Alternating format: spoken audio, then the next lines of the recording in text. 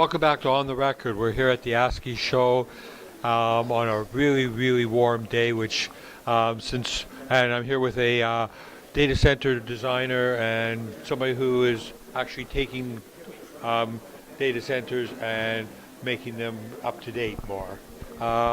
So you know all about heat and all that and what it does to a data center.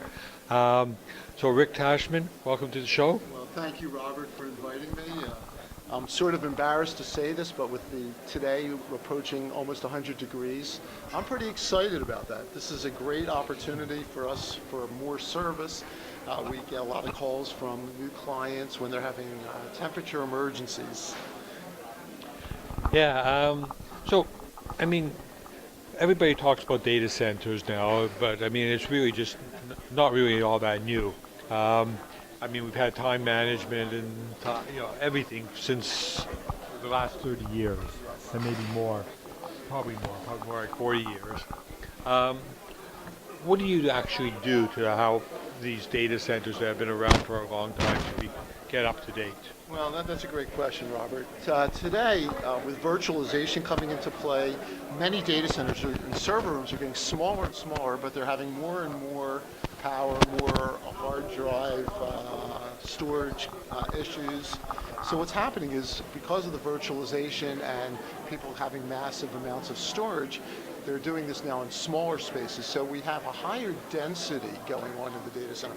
People's data centers that used to be perhaps 3 or 4 times bigger than they are today now have the same or more equipment and less space. So therefore we have heat issues. So we're now dealing with things called close aisle or hot aisle containment, close coupled cooling.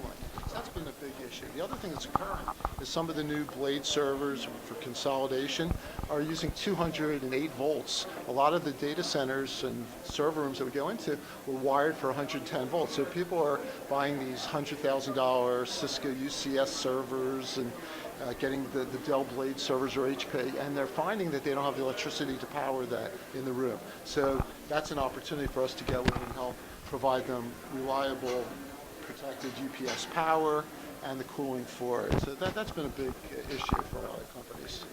Yeah, well, but there's a lot of issues in there. I mean, you're talking about the cooling now and so on, but there's the electrical, you've touched on that. What about things like all the dust that's in the room and all that? Is that still as bad as it used to be? Well, today, most companies are using what's called precision air cooling systems, which rather than bringing fresh air from the outside in with all the dirt, people are being smart about recirculating the air that's inside the data center, which does give it a cleaner and less particles. But the biggest thing that we're finding now is occurring is we're getting a lot of issues today as buildings are getting older is water in the data center. Is which? Water. Oh, water. From multiple floors. It's very rare that a computer server room is, the only room in the building. So this morning I was at a government facility, and on the 5th floor of the building they had a sink have a leak over the weekend, and it dripped down 3 or 4 floors down to the 2nd floor in the building and caused the entire server room to become flooded. They of course had to shut it down, and they've been down for 3 days now. This is a new client for us, and we're helping them with emergency alternative solutions. But it's a serious thing, and it could have been prevented if they were using environmental monitoring, like water detection systems in the ceiling or in the floor. They could have caught it before it got so bad. Yeah, it's a tricky thing though, because water's everywhere. Yeah, and then if you put it up on the top of the building, you have new problems.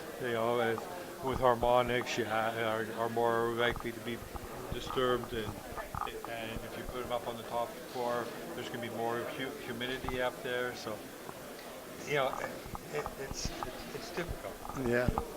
But that, like you said at the beginning, that's good for you. Yeah, well, that's the kind of stuff we deal with, and ideally, when we work with clients, we help them prevent these things by implementing the proper monitoring systems up front, which is certainly important. Monitoring, so that you can deal with it quickly is a big part of what we do.